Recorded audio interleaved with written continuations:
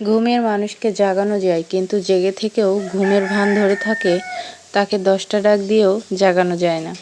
জীবনের বেশিরভাগ মেয়েই সংসারে এসে আস্তে আস্তে সব কাজ পারদর্শী হয়। সংসারের ছোটোখাটো কাজগুলো আমরা কখনো ভাবি পারবো না, কিন্তু এটা সত্যি লজ্জার কথা। শুধু শেখার ইচ্ছা থাকলেই মানুষ সবই পারে, অপেক্ষা শুধু ধৈর্য আর চেষ্টা করার। একবার, দুবার, তিনবার চেষ্টার পরেই কাজটা নিজের হাতে সুন্দর হয়ে যায়।